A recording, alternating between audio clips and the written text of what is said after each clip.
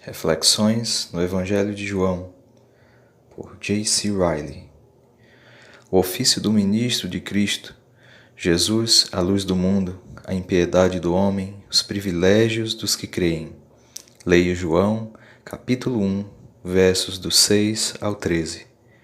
O apóstolo João, depois de começar seu evangelho com uma afirmação sobre a natureza divina do Senhor Jesus Cristo, passa a falar do antecessor de Cristo, João Batista.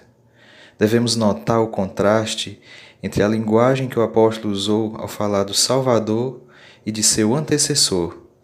Sobre Jesus, ele diz que é o Deus eterno, o Criador de todas as coisas, a fonte de luz e vida. Sobre João Batista, ele diz simplesmente: houve um homem enviado por Deus, cujo nome era João. Primeiro, vemos nesses versículos a verdadeira natureza do ofício de ministro de Cristo. Podemos observá-la na descrição de João Batista. Este veio como testemunha para que testificasse a respeito da luz, a fim de todos virem a crer por intermédio dele. Os ministros de Cristo não são sacerdotes nem mediadores entre Deus e o homem. Não são agentes em cujas mãos o homem pode entregar sua alma e deixar sua vida espiritual aos seus cuidados. Eles são testemunhas, existem para dar testemunho da verdade de Deus, especialmente da verdade de que Cristo é o único Salvador e a luz do mundo. Foi este o ministério do apóstolo Pedro, no dia de Pentecostes. Com muitas outras palavras, deu testemunho. Atos capítulo 2, verso 40. A isso resumia-se também o ministério de Paulo, testificando tanto a judeus como a gregos o arrependimento para com Deus e a fé em nosso Senhor Jesus. Atos 20, verso 21. O ministro cristão não será fiel ao seu ofício a menos que dê um testemunho completo acerca de Cristo. E, se realmente testifica de Cristo, estará fazendo sua parte e receberá seu galardão, mesmo que seus ouvintes não creiam em seu testemunho. Até que seus ouvintes creiam no Cristo que lhes está sendo pregado, nenhum benefício receberão daquilo que lhes está sendo ministrado.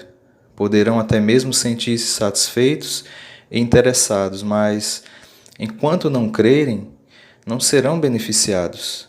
A grande finalidade do testemunho de um ministro é que, por meio dele, os homens venham a crer. João 1, verso 7. Segundo, vemos nesses versículos a principal posição ocupada pelo Senhor Jesus Cristo em relação à humanidade. Notamos isso ao ler que ele é a verdadeira luz que, vindo ao mundo, ilumina todo homem. Cristo é para as almas o que o sol é para o mundo. Ele é o centro e a fonte de toda vida, saúde, crescimento, beleza, ardor e progresso espiritual. Assim como o sol, ele brilha em benefício de toda a humanidade, para o rico e o pobre, para o de alta e o de baixa posição, para o judeu e para o grego.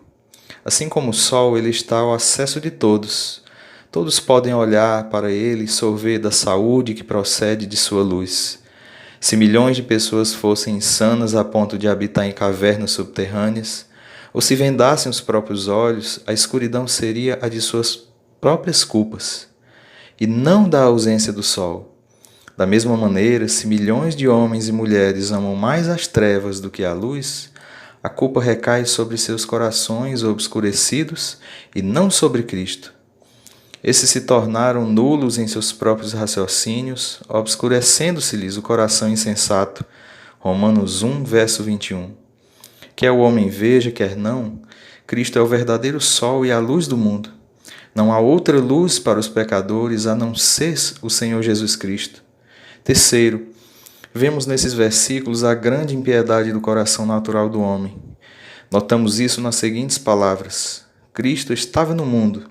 O mundo foi feito por intermédio dele, mas o mundo não o conheceu. Veio para o que era seu, e os seus não o receberam. Cristo estava de forma invisível no mundo, muito antes de nascer da Virgem Maria. Ele estava desde o princípio, reinando, dispondo e governando toda a criação. Através dele, tudo veio a subsistir. Colossenses 1, verso 17.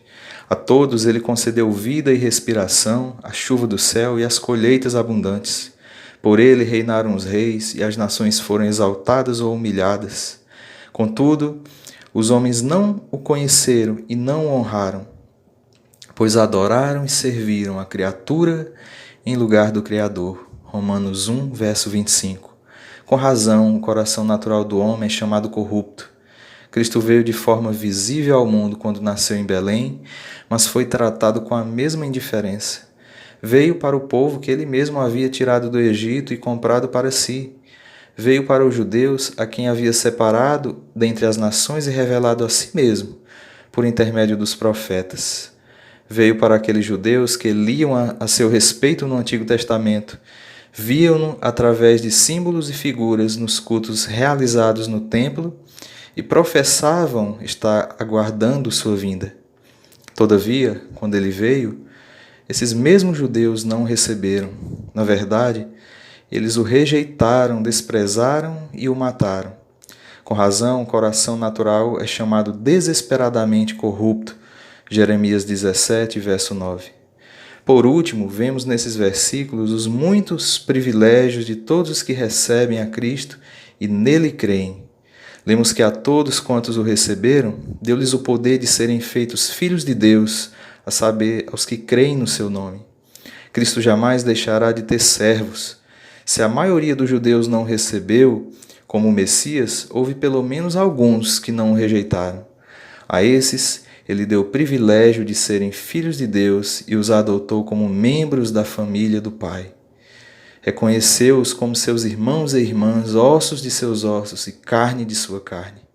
Conferiu-lhes um estado digno, que foi a ampla recompensa pela cruz que teriam de carregar por amor a ele.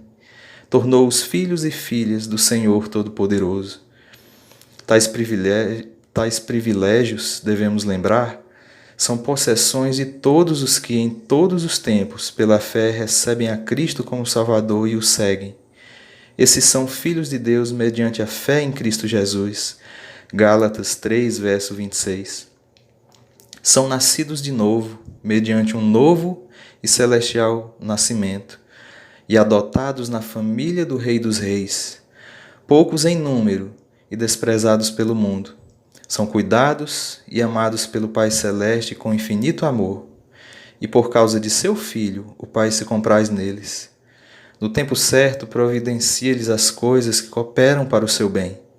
E na eternidade, ele lhes dará a coroa de glória que jamais fenece. Essas coisas são grandiosas. A fé em Cristo é que concede ao homem o direito de desfrutá-las todas. Assim como os bons senhores cuidam de seus servos, também Cristo cuida dos seus. E quanto a nós, somos filhos de Deus? Já nascemos de novo? Temos as marcas que acompanham o novo nascimento, senso do pecado, fé em Cristo, amor ao próximo, vida de retidão e separação do mundo? Enquanto não dermos respostas satisfatórias a essas perguntas, não estejamos contentes. Desejamos realmente ser filhos de Deus? Então recebamos Cristo como nosso Salvador e creiamos nele de coração. A todo aquele que o recebe dessa forma, ele dá o privilégio de se tornar filho de Deus.